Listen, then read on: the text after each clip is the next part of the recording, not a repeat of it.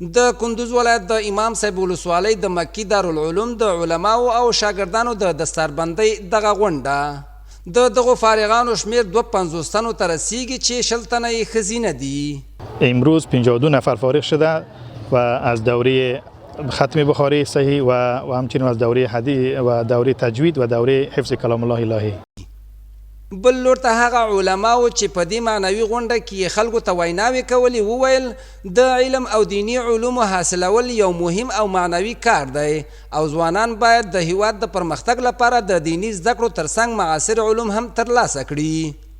مثل که دنیا رو به پیشرفت است و جهان رو به پیشرفت است، ما ضرورت به این داریم که نیاز مبرم مایی است که ما هم با جهان همگام باشیم و این نمیشه جز با که ما علم معاصر و علم روز را ما حاصل بکنیم، به خاطر از که راز موفقیت امروز نمی چیز میشه. مثل که ما در نماز خود میخوانیم ربنا آتنا فی الدنیا، دنیا با می چیز آباد میشه، حسنه دنیا و نیکویی دنیا به می است که ما با جهان همگام باشیم در علم و تکنولوژی و صنعت پیشرفت ان شاء الله. په همدې مال دغه علما او حافظان چې پر سر ورته د فضیلت پګړۍ کېښودل شوې د دیني زده کړو په ترلاسه کولو او د قرآن کریم پر حفظ کولو خوښي څرګندوي.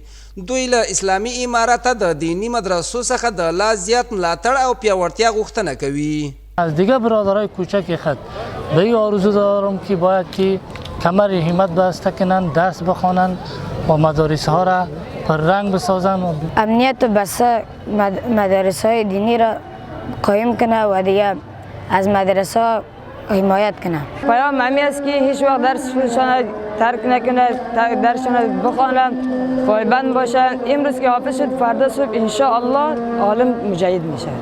د دستاربندۍ دغه مراسم په داسې حال کې ترسره کیږي چې په دې وروستیو ورځو کې د کندوز ولایت له دینی مدرسو څخه سلګونه کسان فارغ او ټولنې ته د خدمت په توګه وړاندې شول.